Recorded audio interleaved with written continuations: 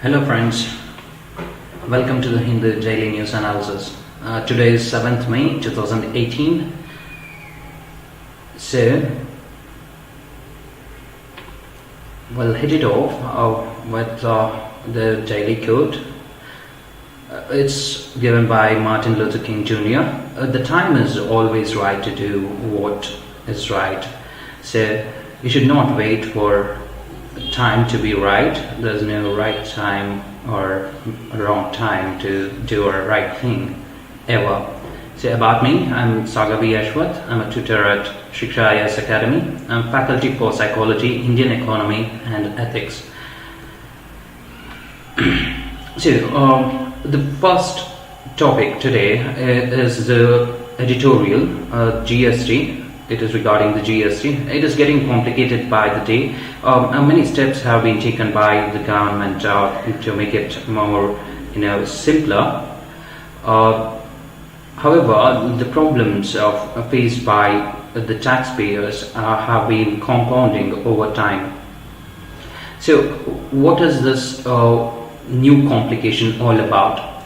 So, on the positive note, the collections from the goods and services tax have crossed 1 lakh crore rupees.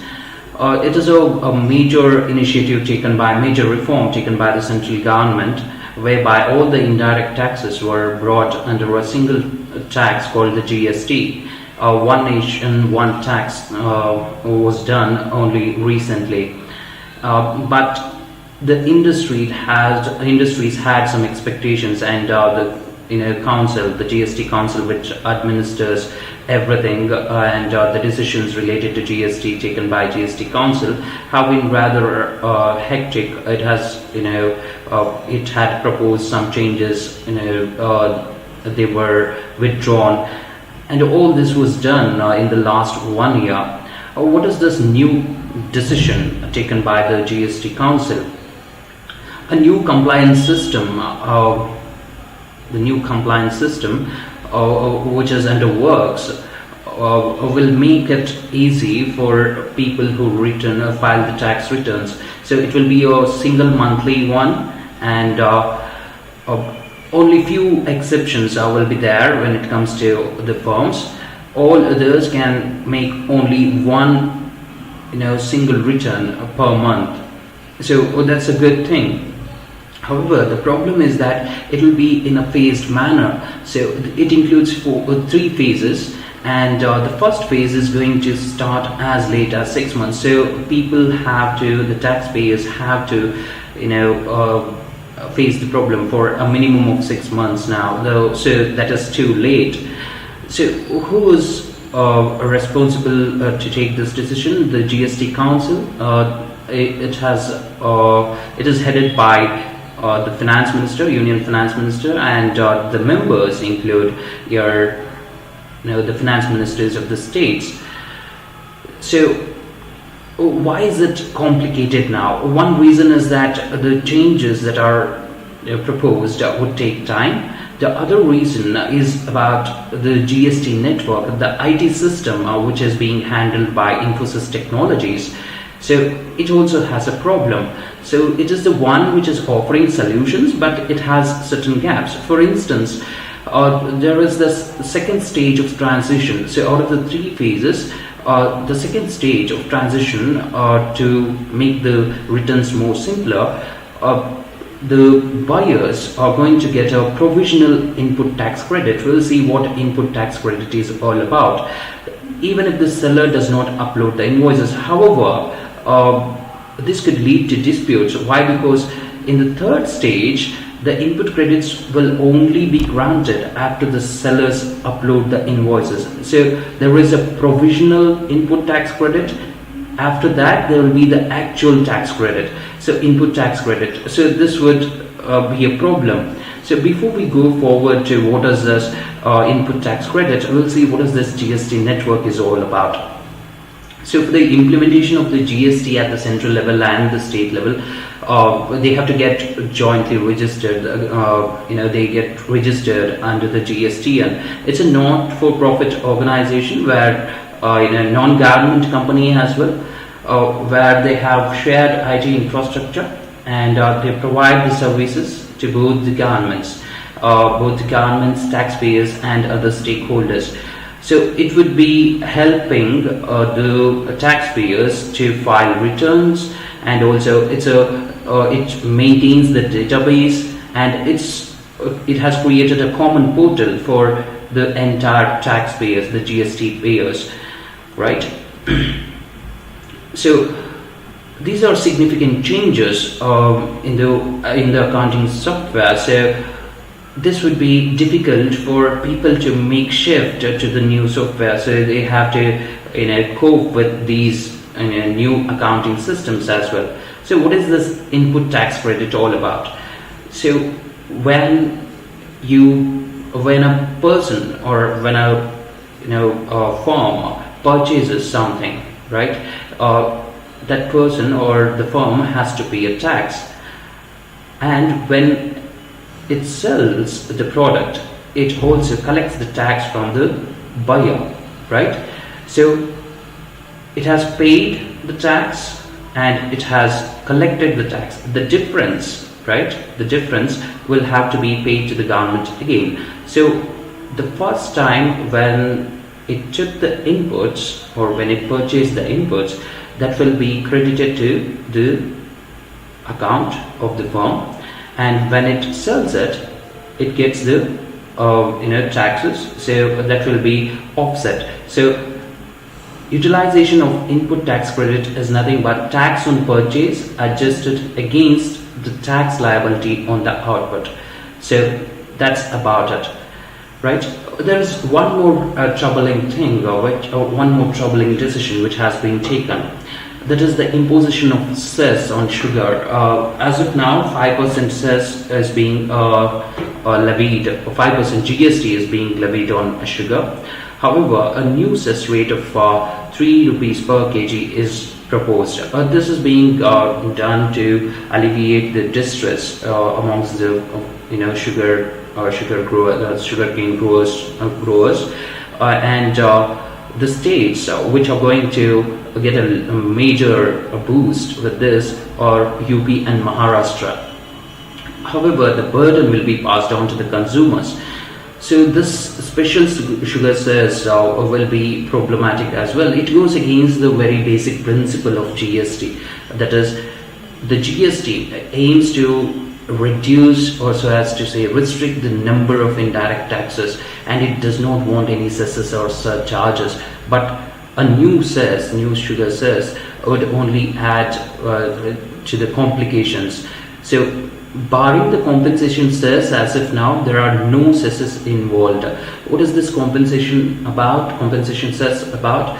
There are some states which are going to lose out, especially the producer states. Why? Because GST is basically a destination based tax. So compensation cess was being collected for funding the state's revenue losses for the first 5 years. So this problem of exacting, or so as to say imposing new cesses, would be problematic. Why? Because it only makes the GST more complicated. And another problem is that as of now 51% stakeholding is by the private sector when it comes to GST, and rest is owned by the government. So what the government proposal is that to make it 100% government owned, so that it will address the data security concerns, but it is highly doubtful whether it will address the data security concerns just by converting this sort of a private firm or private organization into a government owned firm. So a network's functional efficiency is something which has been called into question many times now. So whether it will impact the functional efficiency or not is something we have to wait for and see how things work out, right? So the other editorial was related to Malaysia, and that's not so important. So there will be a general election in the coming week. We'll see how things go, and we'll take up that issue later. In the business section, you have this rupee is dancing more to more tunes this year. There have been changes made to the world economy because of the changes happening, or so as to say, the fluctuations in the oil prices, and also US growing steadier and stronger by the day. So what are these threats to rupee? One is rupee overvaluation. The rupee overvaluation, how is it a threat? You have to see with the backdrop. Rupee was overvalued over time now. That is because of the inflation differential. So we'll see what that inflation differential is. So now it is facing selling pressures since the beginning of this year, this fiscal, starting January. The other problem is rising CAD, that is the current account deficit. This is because India imports most of its oil. So oil prices have been increasing internationally, so that poses a danger to CAD. And then there is an ebb in capital flows. The investments, capital flows means the investments which were coming into India have been falling due to the US economy growing steadier and stronger. And one more thing is about the macroeconomic populism, whereby the government has breached the fiscal targets, right? Fiscal deficit targets it had set because there have been elections in many states, and many states have waived off loans, and populist measures are being taken up. So when the government takes populist measures, inflation will be on the higher side, which would only lead to your rupee depreciating. So really is one indicator of which shows how your currency is overvalued. So it is a 36 country trade weighted and real exchange rate. So it is trade weighted in the sense India has relations with many countries. However, 36 countries are the major ones. So real effective exchange rate is something which you derive on the basis of how much trade you have with that country, and accordingly you're going to take the weightages of those 36 currencies. So as of now, it is overvalued. The Indian currency is overvalued by more than 17% relative to 2005. So it has gone up by 4.73% just from 2015-16. So in 2017-18, it was flat. The increase was not much, appreciation was not much, but before that it has seen quite a hike, right? Apart from this, you also have the inflation threats. We have structurally higher inflation in India, not just in relation to the US, but also the major trading partners and competitors as well. This would drive the real value through the roof.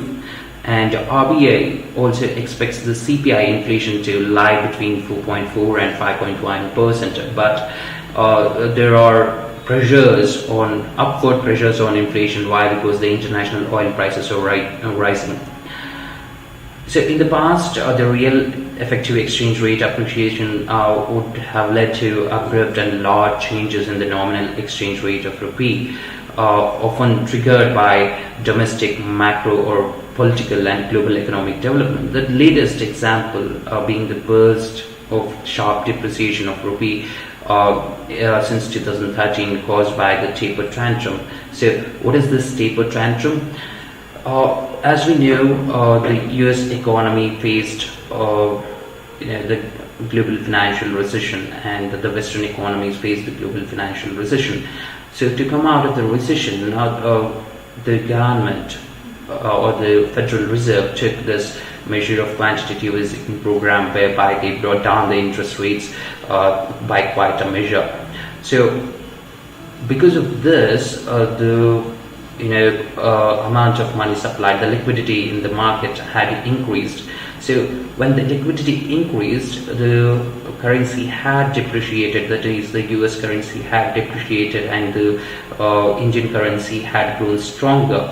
However, since 2013, the Fed Reserve is tapering the interest rates. So it is tapering the outflow of money by increasing the interest rates. If it is increasing the interest rates, it only points to the fact that its economy is getting better by the day. So if its economy is getting better by the day, the investments would flow away from developing economies towards a more developed economy like the US, right? The next, in other news, you also have the partial success of Gram Swaraj Abhiyan.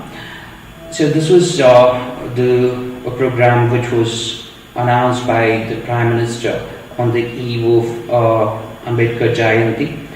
So it could be organized starting from 14th April to 5th May 2018. That was what was said by the Prime Minister of India. So it has a campaign caption, Sabka Saath, Sabka Gaon, Sabka Vikas. So it aims to promote the social harmony, spread awareness about the pro-poor initiatives of the government. As also, they want to take the feedback, the government wants to take the feedback as to how the welfare programs are performing. So the Gram Swaraj Abhiyan wants to do a status check on all the mission mode programs. So the mission mode programs under consideration, or the Ujjwala scheme, which is about the free LPG gas connections, Saubhagya scheme, it's about the electricity connections to the households, and then you have Ujala, the LED light scheme, and then you have the Pradhan Mantri Jan Dhan Yojana about the bank accounts, Jeevan Jyoti Bima Yojana about the life insurance, Suraksha Bima Yojana against the risk, accidental insurance, and then you have the Mission Indradhanush, it's about the immunization program. You can see that the targets in most of the cases, or in all the cases, have not been reached, right? So this is what the news item talks about. So as a special endeavor under the Gram Swaraj Abhiyan, the idea was to select all those eligible households and push these mission mode projects to do better and reach the targets as early as possible. So partial success is what we have seen. And the next one is about the nectar, right? So nectar is not something which is related to flowers or which is associated from flower. It's more about an institution which is not working according to the plans. So what is it all about? It is about the Northeast region, a scheme for Northeast region, and how things have not worked out for Northeast region, especially in terms of bamboo. So 1,290 crore rupees fund was allocated, or so as to say, it was allocated by the recent budget, right? And the industry, the bamboo industry and bamboo growers were all happy that things are going to change. So the Northeast grows 67% of India's bamboo, and significant efforts by the central government to give a push to bamboo growers in the Northeast have not materialized. So a redesigned mission called the Restructured National Bamboo Mission was launched, but it has hit a new roadblock. So we'll see what that new roadblock is. Before that, we'll see how important bamboo is for Northeast. It is having the potential of around 10 billion market potential, say $10 billion worth of market potential. That's huge. India has the world's largest fields of bamboo, and it grows 13% of the country. It grows on almost 13% of country's forest land. Nearly 35 species of superior quality of bamboo are found in the region. And what has the government done so far to promote bamboo cultivation and also help the bamboo growers? One major a push was given by the President's ordinance in November 2017. It amended the ordinance amended the Indian Forest Act to make bamboo, which is botanically a grass, it got rid of its tree tax so that it can be, cut down and used for commercial purposes. So you would allow bamboo to be felled and it can be transported now that it is not considered as a tree. So even from the forest areas. So that's what the presidential ordinance talks about. So what are the problems faced by this sector before the coming of nectar? The failure is rather visible here. So the National Bamboo Mission, right, has not utilized the funds properly. 1,400 crores worth of funds was not utilized properly from 2007 to 2014. And then there was this national mission on bamboo application, which was about development of technology and facilitating technology transfer. Neither things have been done. It was an initiative by Department of Science and Technology, launched in 2004, but nothing has worked. And then the bamboo entrepreneurs have been saying that NMBA also failed to develop the market linkages, and to add to their woes, what the center did, the center slashed the duty on imported bamboo products, especially the cheaper bamboo products coming from the South Asian countries and China. So it made life difficult for bamboo growers and bamboo industry. So cheaper bamboo would only put the Indian businesses out of competition. So what is this nectar all about? So Northeast Center for Technology Application and Reach, what people are saying is it is the old wine in a new bottle. The entire team that made the NMBA a failure is the very team which is there in Nectar as well. No responsibilities have been fixed in this new institution anyways. And Nectar, though, does not talk just about bamboo. It also covers the local and natural resources, and it comprises of the region including Arunachal Pradesh, Assam, Manipur, Meghalaya, Mizoram, Nagaland, Sikkim and Tripura, all the eight northeastern states, the Seven Sisters and Sikkim.